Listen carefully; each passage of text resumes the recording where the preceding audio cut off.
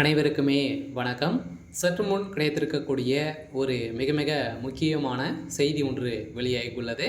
சற்று முன் உதயநிதி கதை முடிந்தது, போலீஸ் குவிப்பு, பரபரப்பு, இது மாதிரி பார்த்தீங்கன்னா செய்திகள் வெளியாகிருக்கு.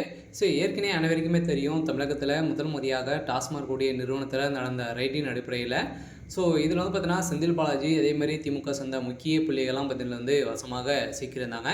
குறைந்தபட்சம் 1000 கோடிக்கு மேலே மெகா ஊழல் நடந்திருக்கு அப்படின்றத நிரூபணம் பண்ணி அமலாக்கத்துறை பார்த்தீங்கன்னா அதிரடியாக வழக்குப்பதிவு செஞ்சுருந்தாங்க. இந்த வழக்குப்பதிவின் அடிப்படையில் இப்போ அதிரடியாக மீண்டும் 2வது முறையாக நடந்த ரைட்டின் அடிப்படையில் இதில் பார்த்தீங்கன்னா டாஸ்மாக் நிறுவனத்தில் மேலாளராக இருந்த விசாகன் அவர்களும் அதேமாதிரி உதயநிதியுடைய நண்பர்கள் அனைவருமே பார்த்தீங்கன்னா இந்த வழக்கில் வசமாக சிக்கியிருந்தாங்க, கைது செய்யப்பட்டு இருந்தாங்க. இந்த நிலையில் தான் இப்போ அதிரடியாக உதயநிதியுடைய நண்பர்கள் கொடுத்த வாக்குமூலத்தின் அடிப்படையில் இப்போ அதிரடியாக உதயநிதி உடைய கதை ஒட்டுமொத்தமாக முடிய போகுது.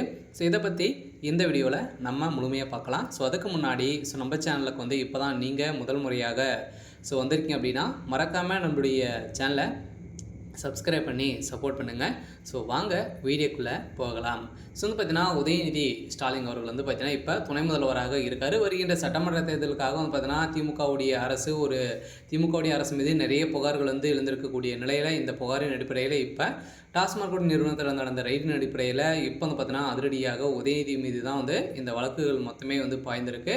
அவருடைய நண்பர்கள் கொடுத்த வாக்குமூலத்தின் அடிப்படையில் அந்த 1000 கோடி பார்த்தீங்கன்னா உதயநிதிக்கிட்ட தான் போயிருக்கு அப்படின்ற மாதிரி அவர்கள் கொடுத்த வாக்குமூலத்தின் அடிப்படையில் தகுந்த எவிடன்ஸும் சிக்கியிருக்கு. சொல்ல பார்த்தீங்கன்னா முதல்ல ஸ்டாலினுடைய கதை முடிய போகுது. சொல்ல பார்த்தீங்கன்னா திடீர்னு ஜனாதிபதி இந்த செய்தி போக இப்போ அதிரடியாக ஜனாதிபதி அவர்களுக்கும் இதில் பார்த்தீங்கன்னா உத்தரவின் அடிப்படையில் திமுகவுடைய கதை ஒட்டுமொத்தமாக முடிய போகுது. இருந்தாலும் இதில் உதயநிதியுடைய வீட்டில் காலையிலேருந்து பார்த்தீங்கன்னா ரைடுகள் நடந்துகிட்டு இருக்குது. அவருடைய வீட்டில் அதிரடியாக ரைடு சோதனை நடைபெற்ற ஒரு நிலையில் பார்த்தீங்கன்னா அதிரடியாக அங்கு எக்கச்சக்கமான பணங்கள் பார்த்தீங்கன்னா சிக்கியிருக்கு. இதன் அடிப்படையில் தான் திமுகவுடைய அரசு மீது நிறைய புகார்கள் இருந்திருக்கு. இந்த புகாரின் அடிப்படையில் தான் இப்போ உதயநிதியுடைய வீட்டில் அதே மாதிரி தொடர்ந்து அடுத்தடுத்த திமுக சார்ந்த முக்கிய புள்ளிகளோட வீட்டில் அனைவருடைய வீட்டிலுமே ரைடுகள் நடக்க போகுது அப்படின்றத தான் இப்போ ஒரு தகவல் வெளியாக இருக்குது. ஒரு கட்சி பார்த்தீங்கன்னா திமுகவுடைய ஆட்சி கலைக்கப்படுமா அப்படின்ற மாதிரி ஒரு எதிர்பார்ப்பும் பார்த்தீங்கன்னா ஒரு செய்தியும் பரபரப்பாகவே